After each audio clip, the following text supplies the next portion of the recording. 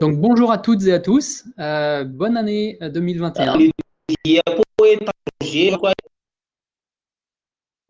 Donc, je vais vous laisser la parole, Fidé, d'accord? Donc, bonne année 2021 à toutes et à tous. Bonjour à tous. Excusez-moi pour ce problème technique.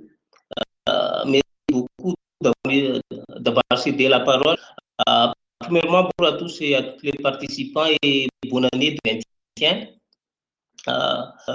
Je m'appelle Nalvouni Fitirtina. Je suis un doctorant à l'Université de Montpellier, encadré par M. Jean-Jacques Salon et Mme Anne Courtella. Je vais vous présenter aujourd'hui l'approche bilingue dans l'enseignement des mathématiques à Madagascar. Donc, je passe à la diapositive suivante.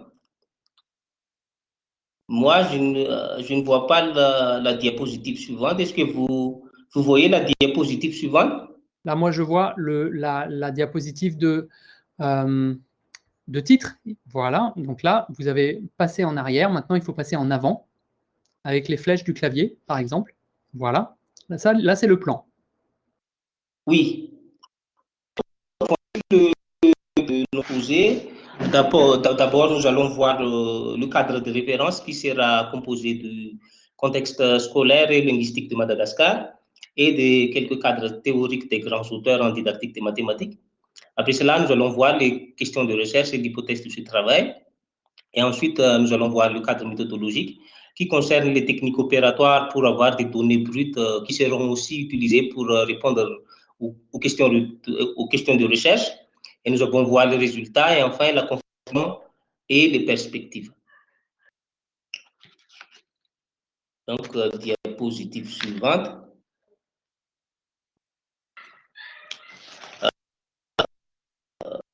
Au cadre de référence. Pourquoi ça ne marche pas?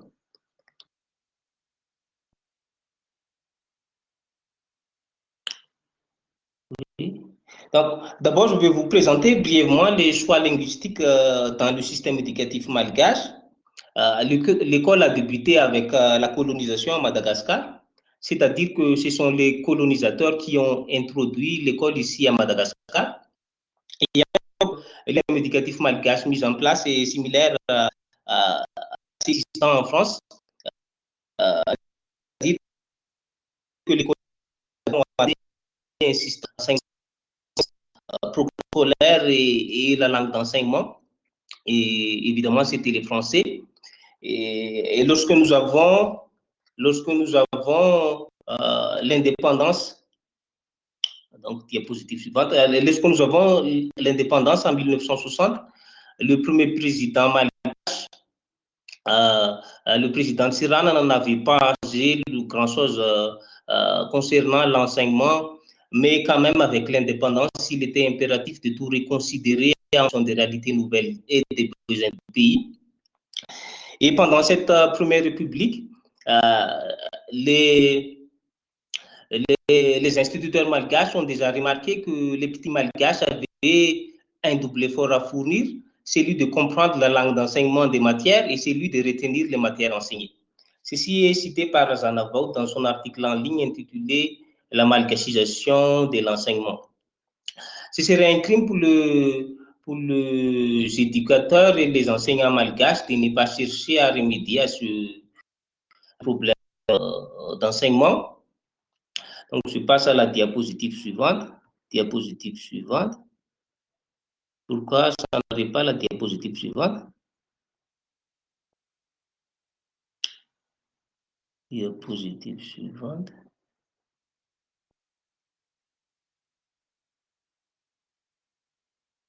Oui. Maintenant, c'est la diapositive suivante.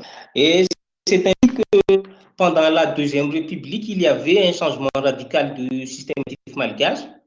Et c'est la malgache de l'enseignement, c'est-à-dire l'utilisation de la langue malgache pour enseigner les matières scolaires en classe.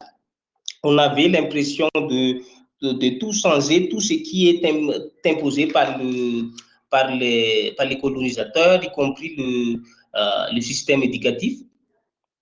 Et puis, l'instrument d'asservissement le plus puissant et efficace a été l'enseignement, car il a lavé les cerveaux des Malgaches instruits, il en a vidé tout ce qui constituait notre identité et notre culture, tout cela à travers et par la langue d'enseignement, et c'était le français. Et c'est pourquoi les réformateurs disaient, pour nous libérer de cet asservissement total, il est inutile d'écouter les anciens colonisés jusqu'à la moelle des os. Nous devons lutter et malgachiser notre enseignement et nos principes d'éducation. Il faut que cette lutte soit radicale, surtout la lutte contre la langue française, qui est l'instrument par excellence de lavage des cerveaux et de destruction de l'identité culturelle malgache. Ceci est cité par Razana Vaou.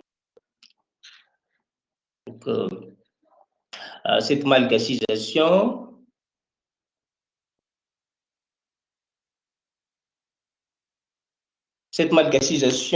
de l'enseignement a été établie à Madagascar en 1972. Donc, nous avons écarté la langue française au profit de la langue malgache pour enseigner les matières scolaires en classe. Donc, diapositive suivante.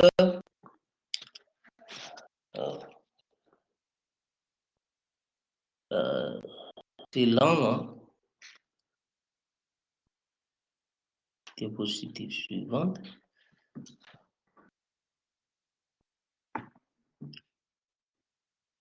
Pour que ce soit plus rapide, peut-être, Fidi, devrais-tu couper ta caméra. Mais bon, de toutes les manières, il faut anticiper le fait que c'est un peu plus lent que si c'était en direct. D'accord, d'accord. Donc, il y avait plusieurs conséquences de cette nouvelle politique d'enseignement à Madagascar. D'abord, tout le monde n'était pas d'accord avec la colonisation. Il y avait une polémique concernant la langue qu'on a utilisée pour enseigner. Et c'est le dialecte Mirne, c'est-à-dire le dialecte des hauts plateaux. Les Malgaches qui habitent aux côtes de Madagascar ne voulaient pas ce dialecte Mirne. Ils voulaient un dialecte commun, c'est-à-dire un malgache commun. Et puis, à partir du malgache commun encore à inventer, suivante. À partir du malgache commun encore à inventer, il faut aussi bâtir des nouveaux mots techniques et scientifiques malgaches pour enseigner les matières scientifiques comme les mathématiques, les sciences de la vie, de la terre et les physiques-chimie. Et troisièmement, les accès à l'enseignement supérieur et aux études à l'étranger étaient devenus impossibles pour les bacheliers malgaches qui souhaitent continuer leurs études car les universités ici à Madagascar ont toujours continué d'enseigner en français. Donc, cette malgachisation fut un échec à Madagascar et le gouvernement malgache a décidé de revenir vers l'enseignement qui utilise la langue française en 1991.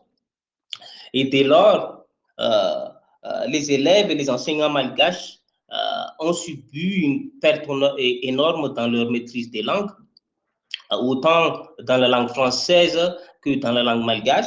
Et c'est depuis le retour en France aussi que les enseignants malgaches utilisent les deux langues pour enseigner les matières scolaires en classe.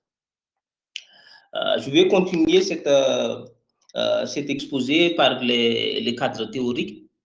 Le premier cadre théorique, c'est la théorie des champs conceptuels de Verneau. Verneau a dit qu'un concept ne peut être acquis qu'à travers ses formes langagières et ses formes symboliques. Alors, l'énonciation joue un rôle important dans les apprentissages mathématiques, en particulier en mathématiques. Donc, le contexte scolaire et linguistique que nous avons eu de voir souligne l'existence de deux langues pour enseigner les mathématiques à Madagascar, le français et le malgache. Et je me permets de reprendre l'hypothèse de Barwell, que les différences entre les conceptualisations permises par l'une ou l'autre peuvent être une source de difficultés par les élèves ou au contraire favoriser certains apprentissages. Et nous continuons ce cadre théorique par le registre de représentation géométrique de Duval. Les deux langues que nous avons citées ci-dessus, c'est-à-dire le français et le malgache, font partie du registre de représentation géométrique. Et ces registres de représentation sémotique, diapositive suivante. Et ces représentations sémotiques sont très utiles pour extérioriser les représentations mentales. Cette citation de Duval nous confirme cela. On considère généralement les représentations sémotiques comme un simple moyen d'extériorisation des représentations mentales pour des fins de communication, c'est-à-dire pour rendre visible ou accessible à autrui. Et Duval ajoute que les représentations ne sont pas seulement nécessaires à des fins de communication, elles sont également essentielles pour l'activité cognitive de la pensée. Et cette dernière hypothèse de Duval me semble très importante, car les deux langues, c'est-à-dire le français et le malgache, peuvent activer cette activité cognitive de la pensée sous des formes différentes, mais qui peuvent se compléter. Donc, je passe à la diapositive suivante. Et nous allons terminer ce cadre théorique par des rappels des concepts logiques. Non, c'est là la didactique, c'est un cadre à la fois théorique et méthodologique pour nous. Donc, la théorie des situations didactiques nous permet d'introduire une différenciation dans nos analyses linguistiques et sémiotiques en fonction des situations didactiques en jeu. Et nous avons alors retenu 5 situations didactiques: action, formulation, validation, évaluation et institutionnalisation. Nous verrons dans la suite de cet exposé l'organisation de la séquence d'expérimentation suivant ces 5 situations didactiques. Et je vais terminer ce cadre théorique par des rappels de quelques concepts logiques. Le premier concept, c'est l'implication mathématique exprimée par l'idiome si, alors en français. Alors, si je considère P et Q de propositions logiques, si P alors Q est symbolisé par P implique Q, et P implique Q, les deux cas où Q est vrai et les cas où P et Q sont simultanément fausses, et elle n'est fausse que si Q est vrai et P est fausse. Une implication universellement quantifiée nous permet d'introduire un nouvel concept logique, le quantificateur universel, et on lit par pour tout x élément de E, si P de x, alors Q de x.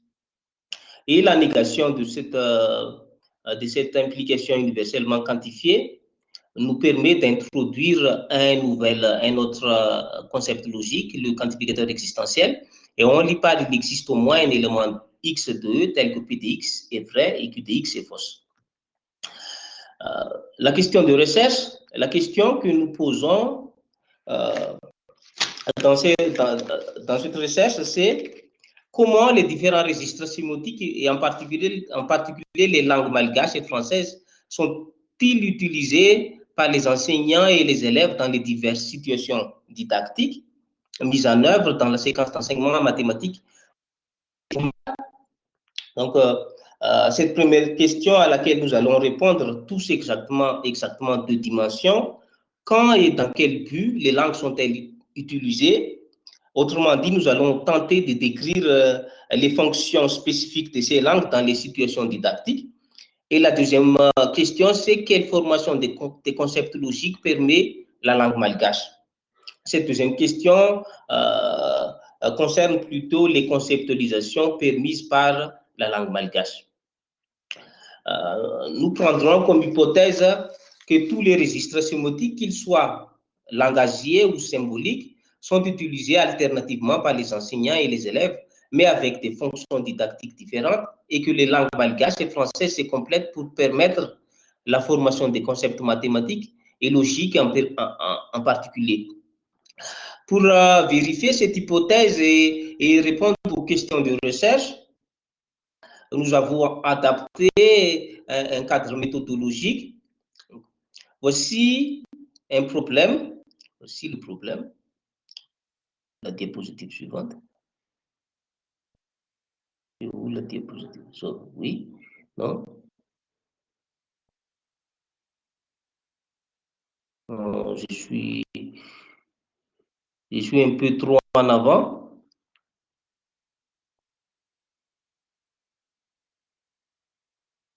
Pourquoi c'est très lent? Ça y est, nous le voyons. Oui. Voici le problème que nous avons donné à des élèves en classe de première scientifique. Ce problème contient deux questions. La première question, c'est de représenter sur l'axe x' ou x les 3 points où A et B.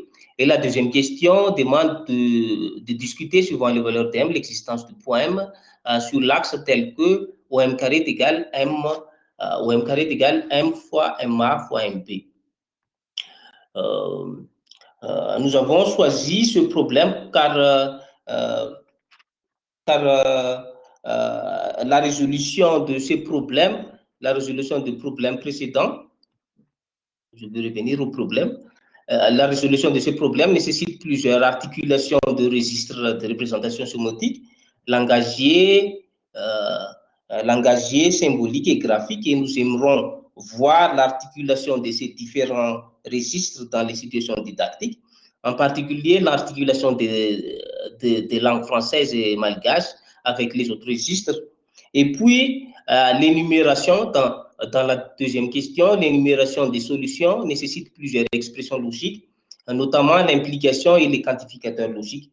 Et cela nous intéresse beaucoup, surtout dans la situation de validation, pour voir comment les élèves verbalisent ces différents concepts. Donc, je vais essayer de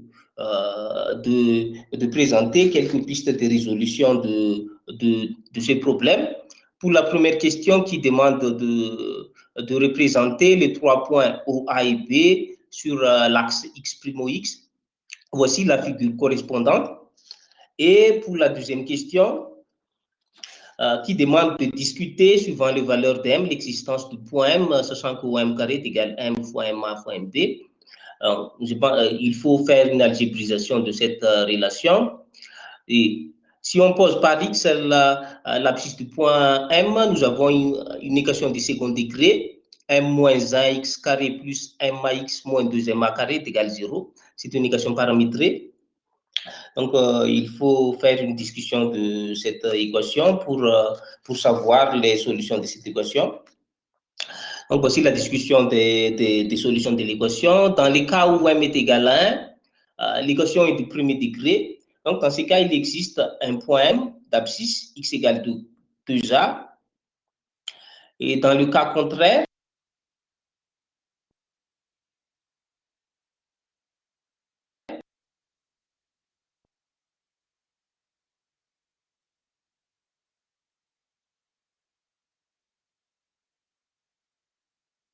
Ah, nous n'entendons plus Philippe. Ok. Donc, j'ai mis dans le chat, en tout cas, les... Ok, là, ça... Vas-y. ne marche bien. C'est bon? De voir dans la continuation du second degré. Donc, dans ce cas, il faut calculer le discriminant delta. Et voilà, le discriminant delta, il faut aussi connaître les signes de delta pour connaître les solutions de l'équation. Si un élément de moins l'infini est 0, union 8 sur 9 plus l'infini, le discriminant delta est positif, donc il existe 2 points différents. Si un élément de 0 à 8 sur 9, le discriminant delta est négatif, donc il n'existe pas de point M. Si M est égal à 0, le discriminant est nul, donc il existe 2 points M confondus d'abscisse x égale 0. Et enfin, si M est égal à 8 sur 9, le discriminant est aussi nul et il existe 2 points M confondus d'abscisse x égale 4A.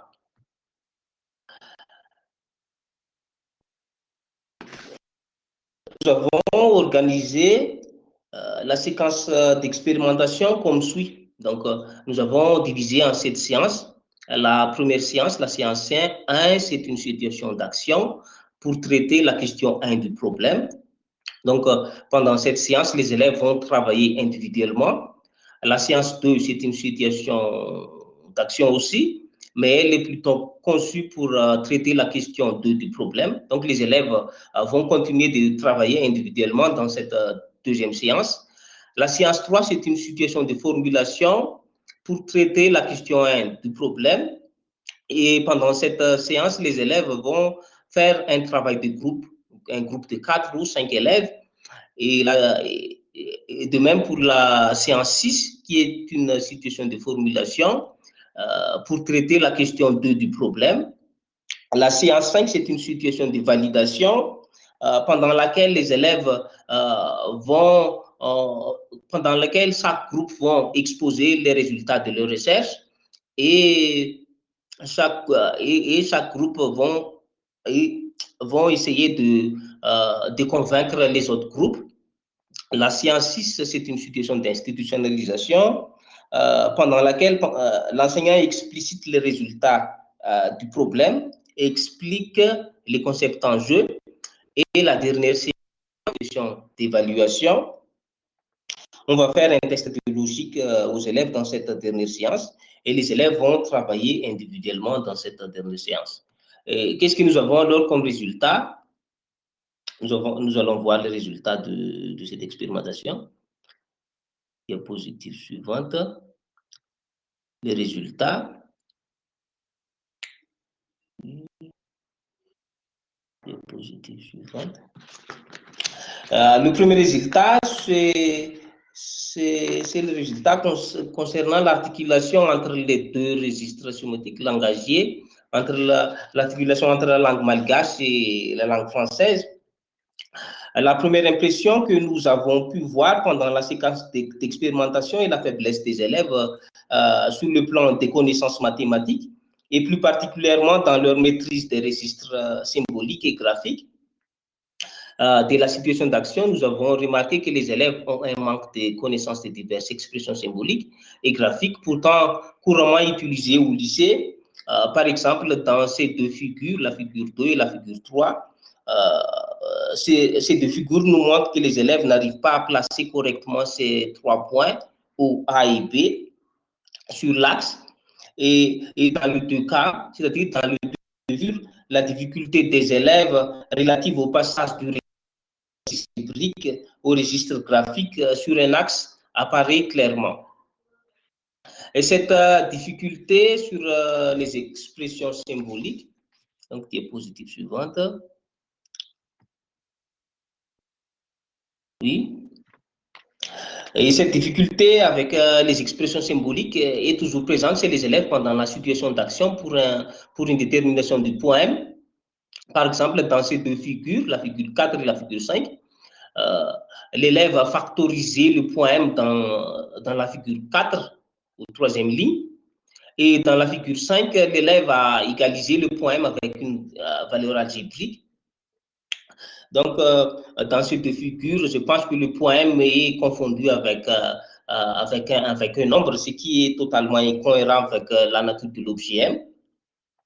Donc, dans ces différentes figures, nous montrent que les élèves ont une difficulté avec les expressions symboliques et les expressions et les graphiques aussi, avec les connaissances mathématiques. Et c'est à ce niveau même que les registres sémantiques langagiers prennent toute leur importance dans la science d'apprentissage.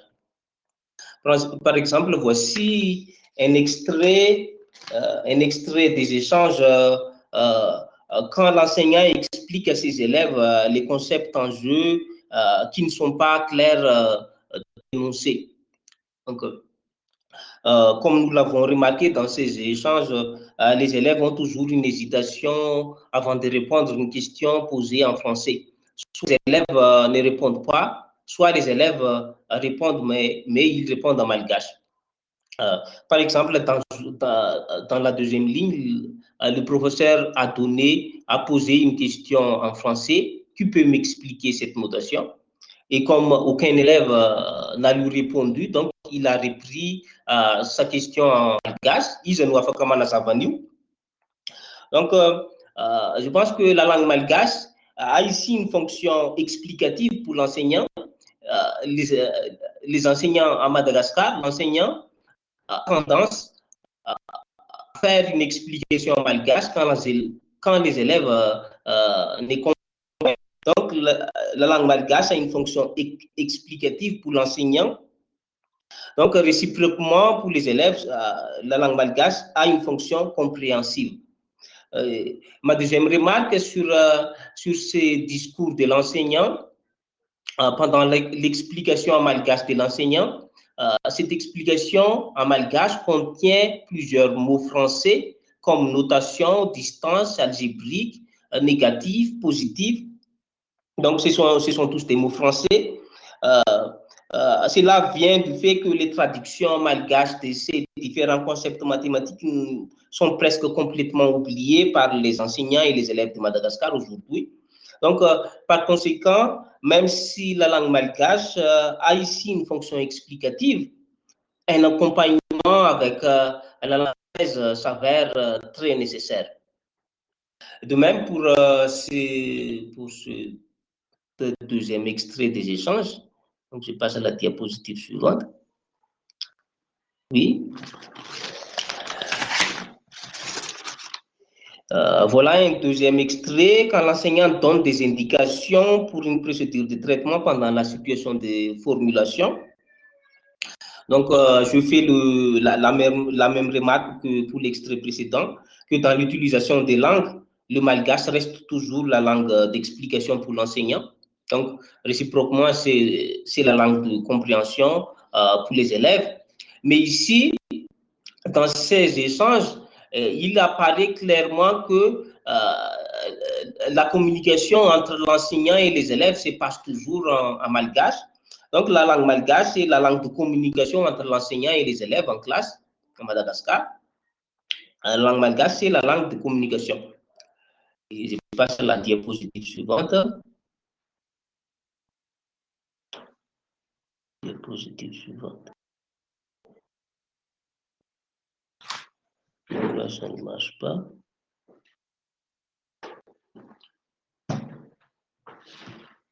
Je passe à la diapositive suivante. Mais ça ne marche pas. Oui, voilà. Et ces derniers extraits des échanges suivants nous montrent maintenant un débat au sein d'un groupe d'élèves pour trouver une procédure de traitement valide pendant la situation de formulation. Comme nous l'avions remarqué dans ces échanges, les élèves continuent de se débattre en malgache. Je pense que cela arrive parce que c'est plus facile pour les élèves de se discuter, de réfléchir quand ils se discutent en malgache plutôt qu'en français. Donc, la langue malgache apparaît ici avec une fonction cognitive forte. C'est la langue de la formation des concepts mathématiques et c'est celle dans laquelle on argumente entre pairs. Donc, dans ces trois échanges, voici mon conclusion.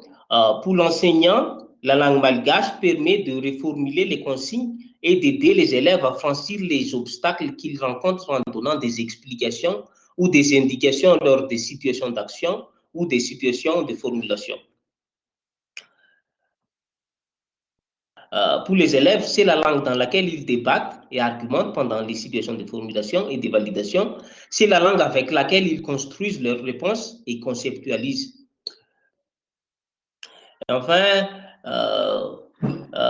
la langue française, quant à elle, reste pour les enseignants, comme pour les élèves, la langue de scolarisation, celle dans laquelle non seulement on s'exprime officiellement, mais aussi celle dans laquelle les mathématiques sont dites et il faut maîtriser pour réussir. Donc, ce dernier résultat, que la langue française, la langue de scolarisation en Madagascar. Les écrits mathématiques sont toujours en français. Philippe, peux-tu reprendre les deux dernières phrases, s'il te plaît? Nous n'avons pas compris, les deux dernières phrases étaient quand même très hachées. Bien, s'il te plaît. Les deux dernières phrases sur la langue française ou... Oui. La langue française, je souligne bien que la langue française reste encore une langue de scolarisation à Madagascar, même s'il y a la langue malgache pour expliquer la leçon, mais même si on discute en français, en malgache à l'école, la langue française reste toujours la langue de scolarisation. Les écrits thématiques, les énoncés, la leçon restent toujours en français. Donc, je souligne bien qu'il faut une maîtrise de la langue française pour réussir en mathématiques à Madagascar. Voilà pour l'articulation entre les deux langues. Donc, je passe à la diapositive suivante. Diapositive. Oui. Voilà pour l'articulation entre les deux langues dans les situations didactiques. Nous allons voir maintenant la conceptualisation des concepts logiques en malgache. Le premier concept que nous allons voir, c'est l'implication.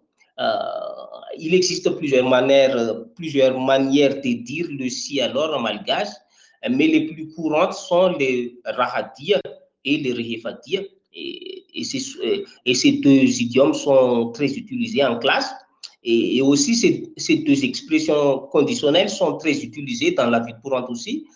Et je pense que cela peut changer le sens du concept d'implication. Premièrement, nous allons voir le sens véhiculé du rahadir par ces trois exemples.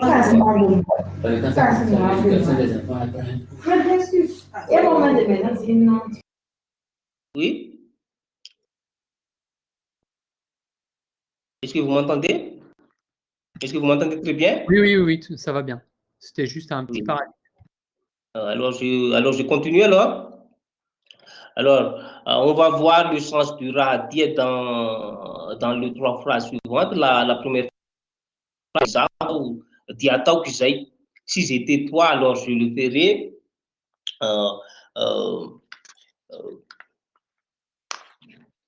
Évidemment, cette première phrase est écrite comme une proposition hypothétique non réalisée en pratique. Le sens de la phrase est plutôt comme suit. Puisque je ne suis pas toi, alors je ne peux pas le faire. Donc, la phrase la compose si P, alors non Q. Et on trouve évidemment par cette dernière interprétation que syntaxe et sémantique ne correspond pas à l'implication mathématique. Dans la deuxième phrase suivante,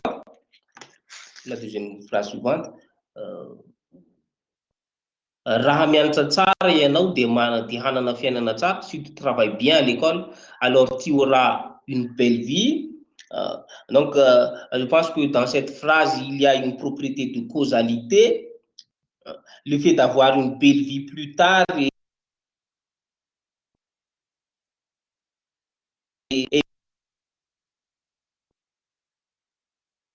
vu une conséquence plus travail l'école, si tu par de l'entrée et pour à la si tu ne travailles pas bien à l'école, alors tu n'auras pas une belle vie. Donc, elle s'interprète alors comme sinon P, alors non Q, et cela non plus ne correspond pas à la signification mathématique d'une implication.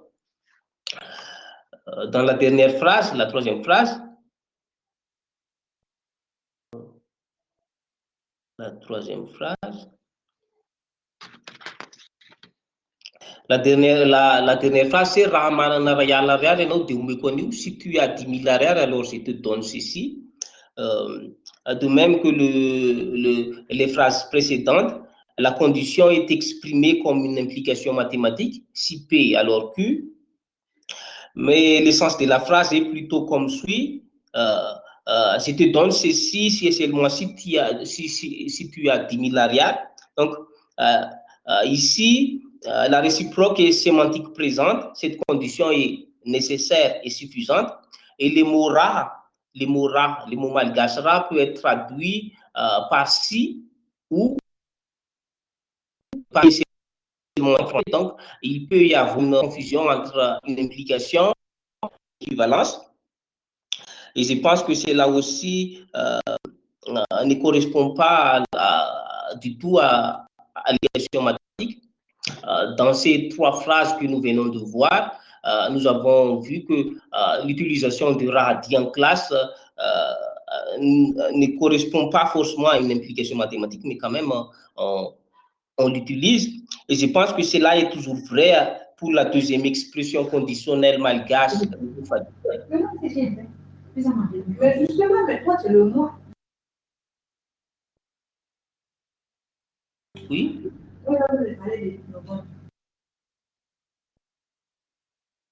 Dans Rehif Adia, on attend plutôt le mot quand que si par Rehif. Et je pense que le mot quand a une fonction temporelle. Donc, je pense qu'une implication exprimée par Rehif Adia comptait une temporalité. Par exemple, la phrase suivante, quand la pluie tombe, alors la terre est mouillée. Donc, le mot Rehif est utilisé pour signifier simultanément une causalité et une temporalité, ce qui n'est pas congru avec, avec l'implication mathématique. Donc, dans ces 2 idiomes très fréquents en malgache, Rahadia, Rehifadia, il n'y a pas forcément une congruence avec une implication mathématique, mais quand même, on les utilise. Je ne sais pas si les enseignants à Madagascar connaissent cela, mais on utilise souvent ces 2 expressions conditionnelles. Nous allons passer maintenant au quantificateur universel. Donc, je passe à la diapositive suivante.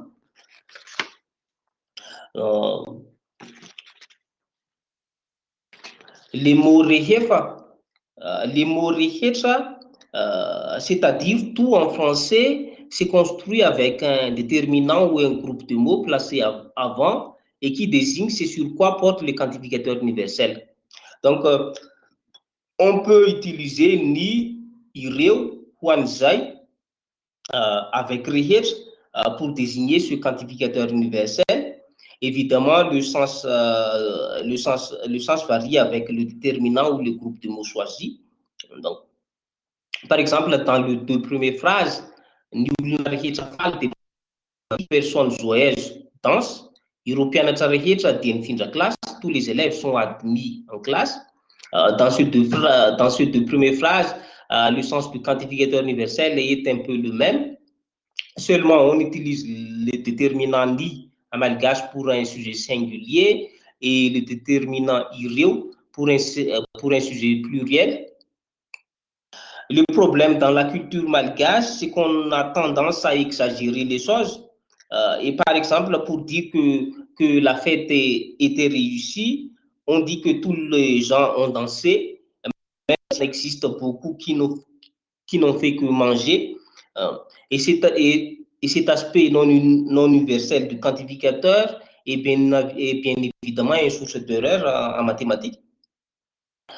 Et donc, ça peut entraîner des ambiguïtés, ni rihet ou ireu rihet. Dans la 3e phrase qui utilise wanzai avec rihet, je pense que cela exprime mieux le sens du quantificateur universel, parce que wanzai, littéralement, signifie en malgache pour. Donc, je pense que cela renforce la portée du quantificateur Ricketts. Wanzai renforce la portée du quantificateur Ricketts, car Wanzai distingue bien un ensemble déterminé d'éléments qui vérifient une certaine propriété, et cela est très explicite, et je pense qu'il peut très bien désigner le quantificateur universel. Donc, moi, je préconise d'utiliser Wanzai Ricketts pour désigner ce quantificateur universel. La dernière traduction, c'est naïs anaïs. On utilise aussi parfois naïs anaïs. Je pense que naïs anaïs correspond bien aussi au sens du quantificateur universel. Naïs anaïs signifie en français quel que soit ou quiconque. Et je pense que cela exprime mieux aussi le sens du quantificateur universel. Quant au quantificateur existentiel, je pense aux diapositives suivantes. Pour les quantificateurs existentiels, il existe plusieurs mots pour désigner en malgache ce quantificateur existentiel. Il y a le mot mis, il y a le mot farafakel, il y a le mot ahtan, il y a le mot afakaitan, il y a le mot manan. Les plus correspondantes à la signification du quantificateur existentiel, c'est le mot mis. Mis signifie existe en français, existe ou il existe. Et farafakel signifie au moins ou à minima. Donc, moi, j'ai préconisé d'utiliser le mot mis farafakel, c'est-à-dire il existe au moins, pour traduire ce quantificateur existentiel en malgache. Les autres mots que j'ai cités ici désignent implicitement le sens du quantificateur existentiel. Par exemple, le mot ahtan. Ahtan, si m égale 1, alors on trouve, le mot ahtan, c'est on trouve en français. On trouve, je pense qu'on trouve signifie qu'il y a bien une existence. De même pour afakaitan, où on peut trouver. Je pense aussi que cela exprime une existence, mais je pense juste que le verbe pouvoir peut changer un peu le sens de ce quantificateur existentiel. Et enfin, le mot manan, où on a, je pense aussi que cela exprime une existence. Donc, tous ces mots peuvent exprimer en malgache le sens de ce quantificateur existentiel. Je passe à la diapositive suivante. Donc, je vais conclure cette exposé.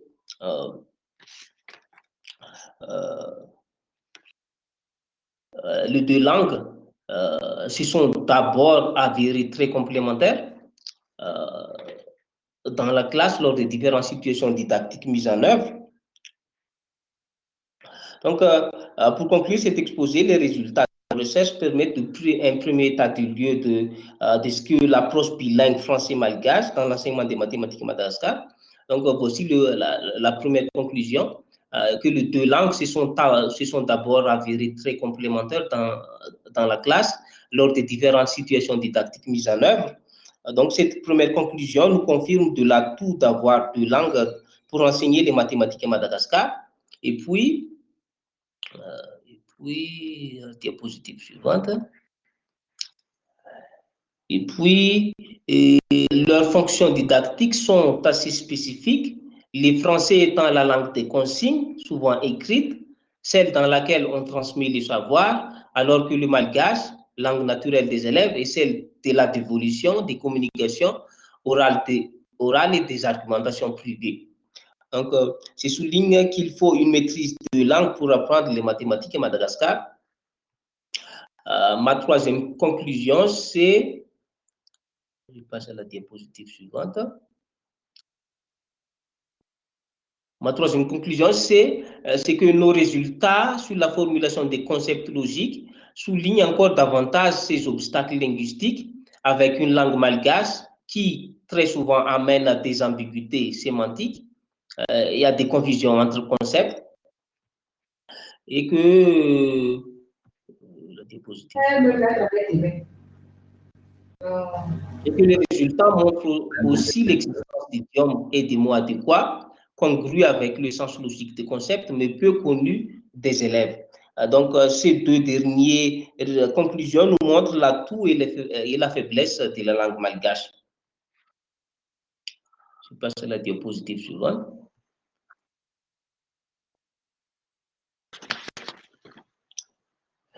Cependant, les enseignants des mathématiques à Madagascar sont faiblement avertis de l'avantage qu'apporterait le bilinguisme dans l'enseignement de leur discipline.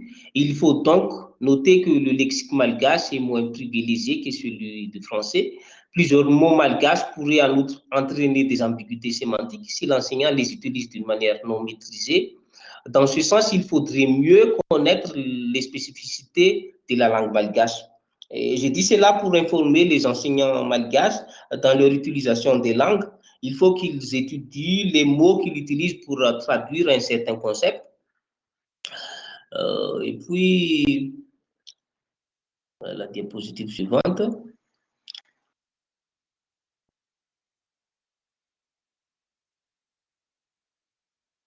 La diapositive. Il n'y a pas plus d'études approfondies sur la traduction des concepts mathématiques en malgache et des manuels qui incluiraient les spécificités linguistiques n'existent pas non plus. De ce fait, les élèves entendent et utilisent durant leur parcours scolaire des traductions multiples et différentes d'un même objet mathématique qui peuvent parfois être contradictoires.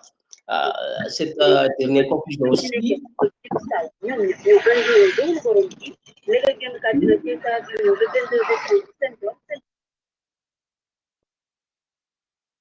Oui.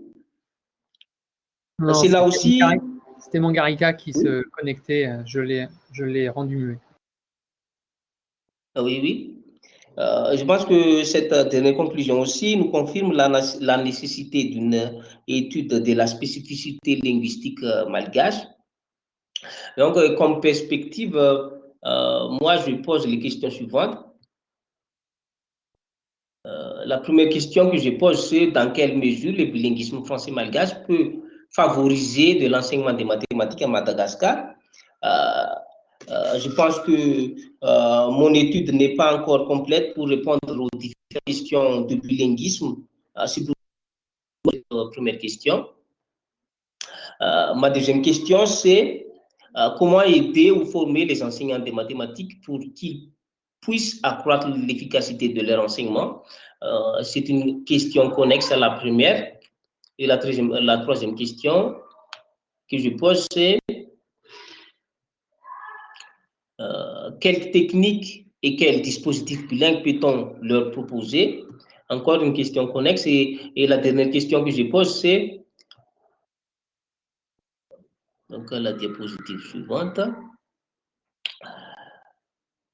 Comment inclure l'enseignement des langues françaises et malgaches dans l'enseignement des mathématiques? Je pense que la maîtrise des langues est importante dans les formations mathématiques. Donc, je pose cette dernière question. Aussi quelques bibliographies pour les intéressés. Et je pense que c'est ainsi que s'achève mon intervention. Merci beaucoup. Merci beaucoup.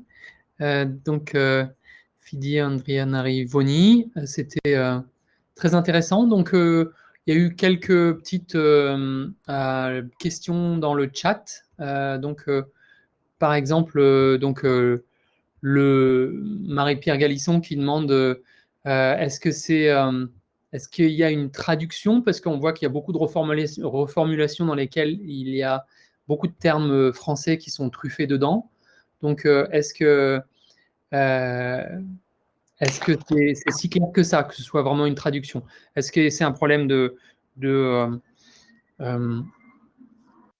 lexique ou est-ce que c'est un problème de concept qui n'existe pas? En particulier, la distance et la distance algébrique et la distance, est-ce qu'il y a une vraie différence là-dedans? Donc on se posait la question de savoir comment vous vocalisiez OM avec une barre au-dessus. Vous dites OM barre ou quoi? C'était pas clair. Parce que c'était écrit OM avec une barre au-dessus. Mais comment est-ce que vous le dites?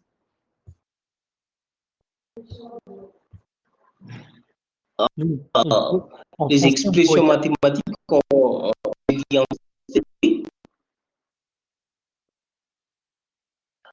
en fait, les expressions mathématiques, on les lit toujours en français, on dit OM barre. On les lit comme ça, mais jamais, on ne lit jamais une expression mathématique en malgache. Et c'est le problème dans l'enseignement malgache. Vous avez dit que est-ce que c'est un problème de lexique ou un problème de traduction? En fait, il y a plusieurs. Les concepts mathématiques ne se traduisent pas toujours en malgache. Il y a plusieurs concepts mathématiques qui ne sont pas traduits en malgache.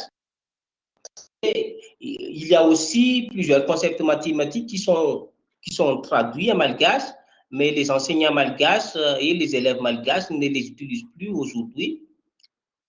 Et je pense que c'est la faiblesse de la langue malgache. Est-ce que cela répond à votre question ou vous pouvez clarifier un peu votre question?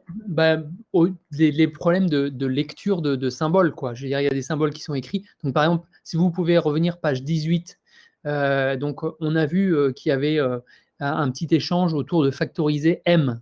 Mais est-ce qu'il y a une différence dans la manière dont on parle en disant je factorise M minuscule, qui est un nombre, ou je factorise M majuscule, qui est un point? Et ça ne fonctionne pas. On ne peut pas factoriser M majuscule. C'est pourtant ce qui a été fait, page 18, si vous voulez bien revenir.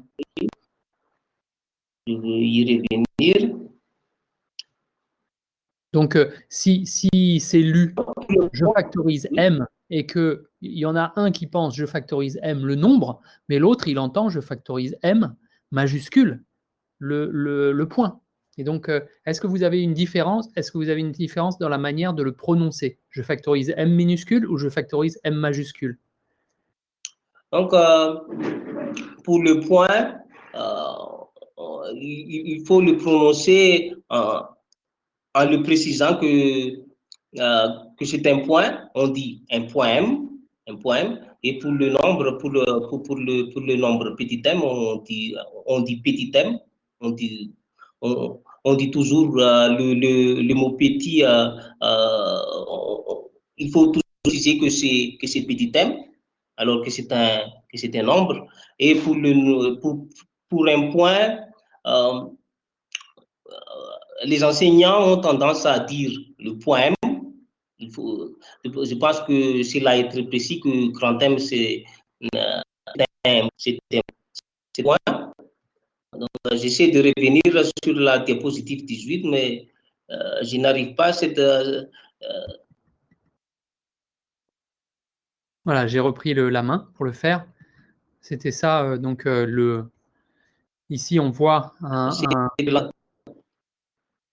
ne sais pas pourquoi.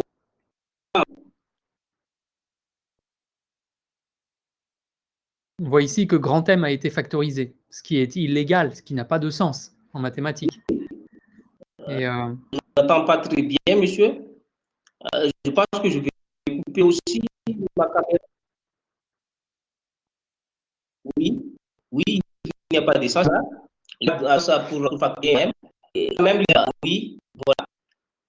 Là, dans la deuxième ligue, c'est factorier. Je pense qu'ils ont confondu ces poèmes avec un nombre. Et vous dites que peut-être que les élèves pensent le petit thème. Mais non, moi, je ne pense pas à cela.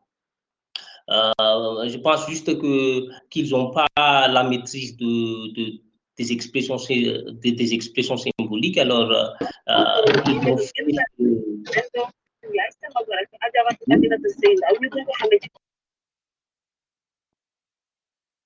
Oui. Et donc là, ici, quand on regarde ici, l'élève 2, là, il dit peut-être qu'il faut factoriser petit m. Et si on essaie de donner une valeur à petit m. Donc voilà, donc c'est juste une supposition, et je me demandais s'il y avait cette différence petit m, grand m dans la manière dont on parlait, et qui aurait pu entraîner cette confusion. Voilà, c'était juste ça. Donc, il y a toujours une différence. Pour le les enseignants précisent toujours, ils jouent un poème et le nombre pour le petit m, il dit PM. Donc, c'est quoi qu'il exprime ces deux objets.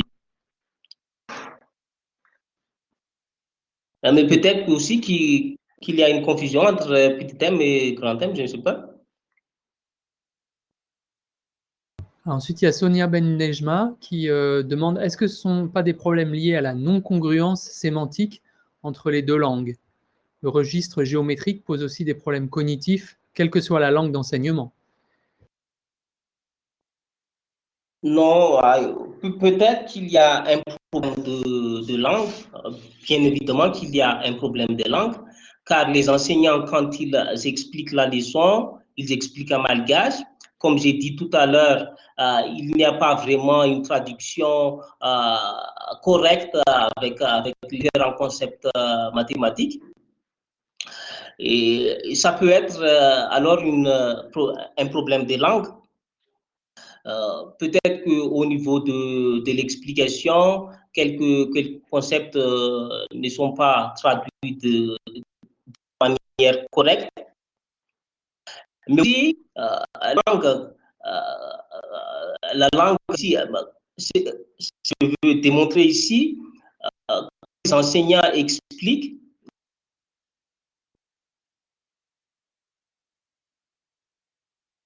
Donc, c'est l'errance de langue dans l'enseignement mathématique à Madagascar. Il y a la langue française et il y a aussi la langue malgache. Les enseignants peuvent exploiter cette ressource linguistique pour enseigner les mathématiques. Cependant, les enseignants ne les lisent pas. Oui, monsieur Élisier, là, je pense que... Oui. Je peux intervenir, Christian? Bien sûr, bien sûr. Oui. Bon, en fait, merci. Bonjour à tous. J'étais encore coincé à l'école normale. Il y a un petit problème. En fait, je remercie beaucoup. J'ai pu suivre l'exposé de mon collègue Fidi. Et je crois que c'est une bonne chose. Donc, moi, je vois, il y a deux choses. C'est que le problème de mesure algébrique, ça, c'était les enseignants d'avant, là, avant 72, qui manipulaient vraiment ça. Si actuellement nous demandons à un enseignant après 72, ils ont des difficultés pour expliquer c'est quoi une mesure algébrique. C'est pourquoi, oui, je crois qu'il y a... Et ça prête à confusion après parce qu'ils disent une distance négative. Il y a une question ça dans l'exposé de FID et qui sera vraiment mal perçue par les élèves et qui effectivement est en contradiction avec la notion de distance. Et le deuxième point, là où je veux attirer l'attention, c'est que c'est justement le problème à Madagascar. C'est-à-dire que il y a quand même des traductions avant, comme disait Fid tout à l'heure. Mais les enseignants, à un moment donné, n'ont pas été formés pour enseigner entièrement en malagasy.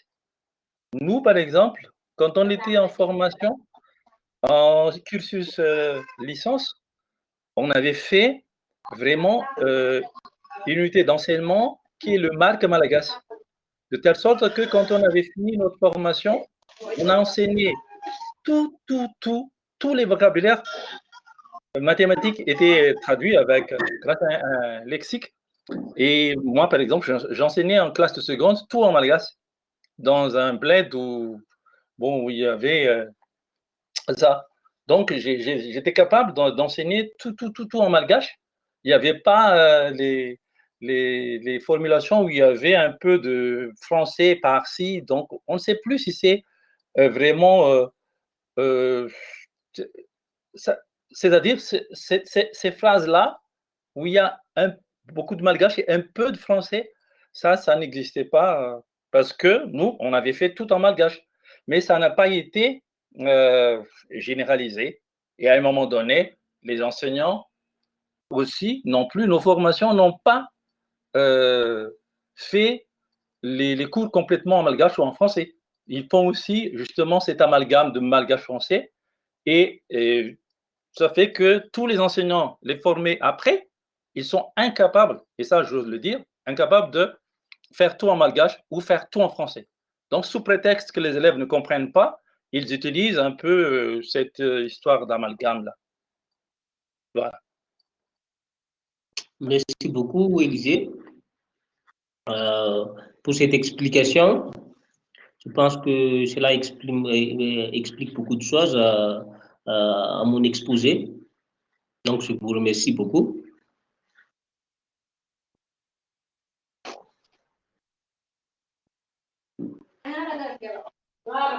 Est-ce qu'il y a encore des questions? Si on reste toujours sur cette diapositive 19 là, par exemple, ce que le prof dit là. Ah, Voilà. c'est Notation à distance algébrique U ou à barre U. Voilà ce qu'il va dire. Vous voyez? Alors que là, tout de suite après, ils ont noué, métis négatif, par exemple, ça existait dans le lexique. Sur malgache, par exemple, quand j'étais enseignant, j'ai dit Metu miiba, ari metu miabu, ni à la virne. Voilà. Alors que là, ils disent, sous prétexte que les élèves vont comprendre, j'en ai metu négatif, ari metu positif en distance. Et c'est ça qui nuit un peu à la réussite, la capacité des élèves, la compétence des élèves après dans la communication. Ils sont incapables de communiquer quelque chose. Parce qu'on leur demande dans des examens de tout faire en français, alors que pendant leur enseignement, apprentissage, ils n'ont pas fait tout en français.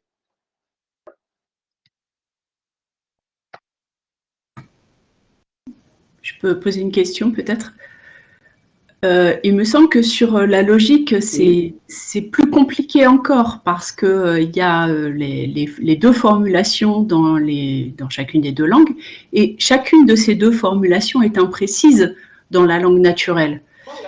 En français, il y a aussi une imprécision dans la langue naturelle et du coup, même l'apprentissage du français en dehors des maths ne va pas conduire à avoir une interprétation logique correcte de ce qui est dit. Donc l'élève se trouve avec d'une part le problème de la traduction, d'autre part le problème de l'imprécision dans la langue malgache, et enfin le problème de l'imprécision dans la langue française. Mais c'est certainement commun à ce qui se passe dans toutes les cultures dans lesquelles il y a un bilinguisme pour l'apprentissage de la logique. Est-ce que vous pouvez répéter votre question, madame? C'était pas vraiment une question, c'est une constatation, une impression. Hein. Ah, oui. C'est que dans toutes les langues, dans toutes les cultures dans lesquelles on utilise un bilinguisme en mathématiques, il y a trois problèmes en fait. Le problème de la compréhension de la logique dans la langue d'origine, le problème de la compréhension de la logique, donc en langage naturel, hein, toujours dans la langue française, et le problème de traduction. Donc ces trois problèmes se superposent et font quelque chose de beaucoup plus complexe que quand on n'a que le problème de l'imprécision de la langue naturelle combiné à l'apprentissage de la logique, ce qui est le cas en France pour les enfants de langue française en tout cas. Et moi, je précise que ces problèmes existent aussi, et vrai aussi à Madagascar, que en fait, ces différentes expressions logiques sont utilisées dans la langue naturelle malgache et je pense que la première compréhension des élèves est un peu similaire à la compréhension naturelle du concept logique. Donc maintenant, j'essaie de voir les chats, s'il y a des questions.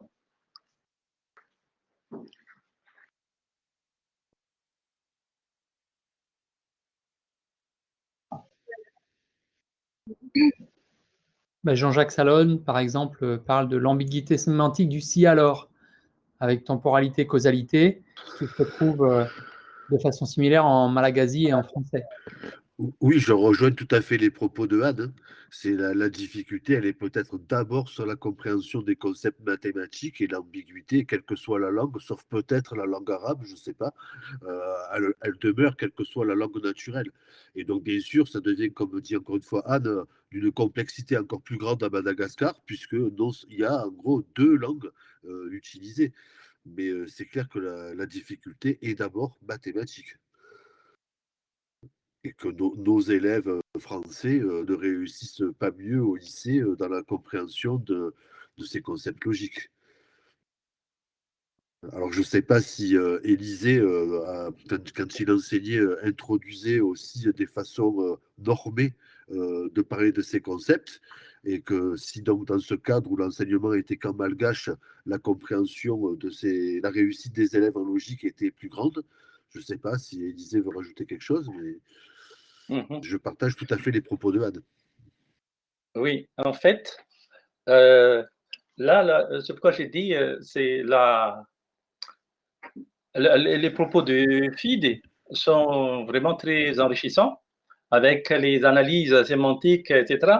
Mais par exemple, moi, quand j'avais enseigné la logique en seconde, parce qu'à ce moment-là, la logique était encore au programme de seconde.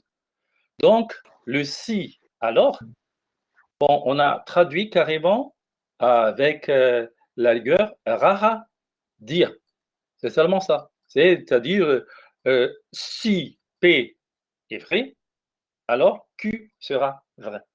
C'est-à-dire que c'est dans ce cas seulement où c'est ce qu'on a fait pour dire que si vous voulez montrer ça, alors voilà ce qui se passe. Donc, vous supposez que P est vrai et on va justifier que Q sera vrai. Donc, c'est ça. C'est-à-dire, si j'ai ceci, alors voilà ce que j'aurai. C'est-à-dire que si effectivement j'ai ça à ma possession, voilà ce qui va se passer. Donc, c'est comme une conséquence, quoi. Voilà, c'est juste ça. Et je crois que les élèves ont compris le sens dans ce cas, parce qu'on ne voit pas vraiment l'histoire de lorsque P est maintenant faux, le P, si P alors Q est toujours vrai, ça, on ne se suit pas. Alors, si je permets de m'exprimer un peu plus, donc Élisée, tu penses que donc quand ces idiomes ont été normés, donc Rahadia, la compréhension était meilleure de la part de tes élèves? Oui, oui, je pense, parce que D'accord. j'ai enseigné avec des élèves qui ont des niveaux très très faibles. C'était un bled là où avant il n'y avait pas du tout des profs de maths. J'étais le deuxième prof de maths, le seul prof de maths au lycée. Il y a un prof de maths au collège. Voilà.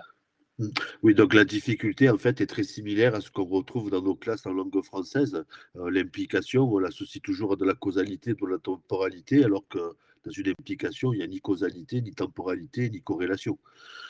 Et c'est donc, en fait, on revient encore une fois, c'est le travail du concept lui-même et donc de la table de vérité qui serait au contraire à amplifier pour vraiment comprendre ces concepts logiques.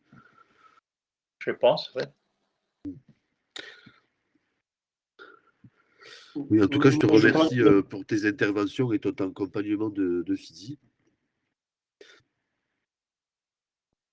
Mais je crois, mais je pense aussi que le rahadia dans l'idiome malgache, rahadia est un peu confus avec l'équivalence logique. Il y a toujours la condition nécessaire, mais la condition suffisante est toujours sémantique présente dans l'expression avec le rahadia. Et cette question de la congruence entre les langues naturelles et la sémantique, est-ce qu'on a des collègues ici présents qui sont locuteurs de la langue arabe? Est-ce qu'on retrouve ces ambiguïtés aussi dans la langue arabe? Je suis curieux parce qu'il semble qu'une des hypothèses actuelles, en tout cas formulées par certains collègues comme Viviane Durand-Guerrier, est que la langue arabe serait davantage congruente que les autres langues sur la formulation de ces concepts logiques. Est-ce que quelqu'un a un avis là-dessus?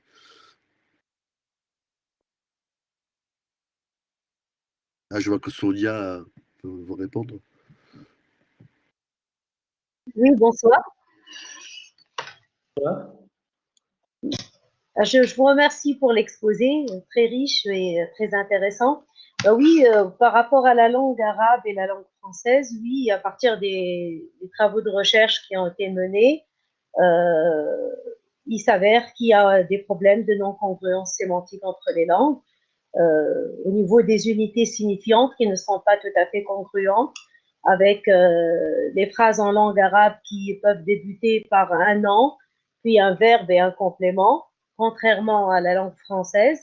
Il y a aussi des conversions logiques qui aussi s'inversent du passage de la langue arabe à la langue française. Donc oui, il y a effectivement des problèmes de non-congruence sémantique entre ces langues.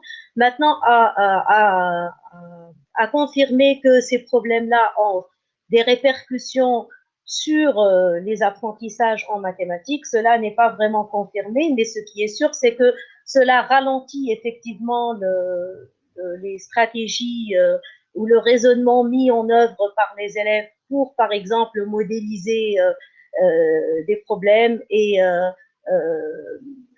passer du registre du langage naturel où le problème est formulé, contextualisé au registre symbolique. Cela ralentirait effectivement la mise en œuvre de ces démarches et peut induire parfois également à des interprétations qui sont erronées et qui sont dues à certains effets de cette non-congruence sémantique entre les langues. Merci beaucoup. Merci beaucoup pour ces contextes arabes. Je pense que la langue malgache est un peu le sens de ces concepts logiques en malgache et le problème est un peu similaire qu'en France. Il y a les expressions conditionnelles amènent toujours à des ambiguïtés sémantiques. Il y a toujours la temporalité et la causalité et l'implication mathématique risque toujours de confondre avec une équivalence logique. Moi, je vois ici dans le chat que Marie-Pierre Galisson a dit que mais ce qui est complexe mais ce qui est complexe en malgache, c'est la multiplicité des expressions langagères pour exprimer, par exemple, le si alors. Oui, et c'est le problème dans l'enseignement malgache parce qu'il n'y a pas d'études approfondies pour traduire un certain concept mathématique. Chaque enseignant traduit un certain concept mathématique selon sa traduction, sa propre traduction, mais ces différentes traductions peuvent être contradictoires, peut nuire le sens du concept et c'est le problème même dans l'enseignement malgache. En fait, il y a l'étude sémantique et l'étude des traductions des différents concepts mathématiques pendant la malgacisation de l'enseignement. Cela est fait par l'IREM. L'IREM a traduit les différents concepts mathématiques en malgache, mais ce travail c'est fut un échec parce que les malgaches a décidé de revenir vers la langue française en 1991. Donc, nous avons tous oublié ces différentes traductions. Et en ce moment, quand les enseignants écoutent la leçon en malgache, ils utilisent une traduction selon sa propre traduction. Et Élisée, est-ce que tu vois aussi un petit peu ça comme un échec? Et deuxième question, est-ce que tu penses que ce lexique normé aurait intérêt à être réintroduit et réenseigné? Quel est ton recul un petit peu là-dessus? C'est-à-dire que, en fait, nous, actuellement, on est les enseignants à l'école normale, et je crois qu'on va essayer d'associer aussi les enseignants de l'université de Fenard, c'est-à-dire entre autres là où il y a FID. C'est-à-dire qu'on est en train de réfléchir, justement, c'est de revoir le lexique que l'IREM a fait il y a des années d'avant, quoi. c'est-à-dire ça en 72, donc ça fait presque 40 ans. Même. C'est-à-dire, essayer de voir un peu, de les voir, que vaut vraiment ça en malgache, c'est-à-dire le sens pour que le sens mathématique ne soit pas vraiment changé. Donc, on est en train de réfléchir là-dessus. Par exemple, quand Phil a dit Raha, dire des fois, ça traduit si seulement si. Nous, par exemple, dans le lexique, c'était pas vraiment ça. Dans le lexique, c'est que si seulement si, c'est traduit Raha, Ari, Amzayan. C'est-à-dire, on énonce la proposition P, on introduit Raha. Là, je donne par exemple un exemple dans le chat. Là, j'ai dit x carré égale 4, si et seulement si x égale 2 ou x égale moins 2. En malgache, ça s'est traduit, quand j'ai enseigné en malgache, hein, c'est dans le lexique, x carré égale 4, si Raha, x égale 2. Donc, je vais faire tout en malgache. X anaburu mir efacha, Ra x mira ru, na x mira miba ru, Ari amzayan. Voilà, c'est-à-dire x carré égale 4, vraiment, c'est uniquement dans les deux cas, ça ou ça. Et c'est seulement dans ce cas-là. Oui, en tout cas, donc, si je peux donner un avis, c'est sûr que l'introduction d'un lexique et d'idiome normé évitera un petit peu cette confusion et cette complexité qui est révélée, que souligne Marie-Pierre Ouane. Mais il ne faut pas oublier quand même que la difficulté, elle reste de l'ordre du sémantique et que c'est le travail sur le concept en mathématiques qui est d'abord premier, hein, parce que je pense que ça ne permettra pas de supprimer ces difficultés liées à la formation des concepts logiques.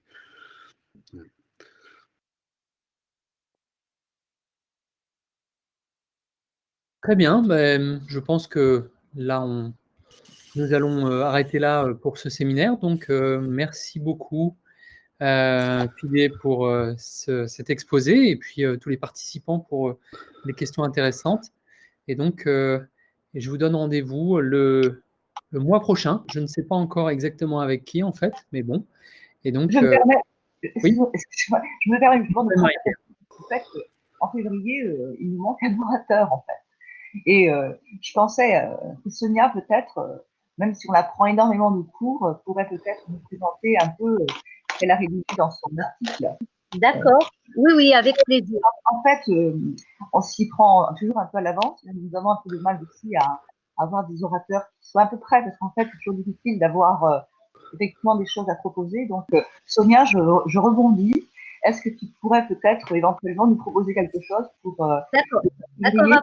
Oui, avec plaisir. Bon, ben, c'est super. Donc, je vous donne rendez-vous au début février pour écouter Sonia Ben-Nejma. Et je vous souhaite à toutes et à tous un bon mois de janvier. Au revoir. Merci. Au revoir.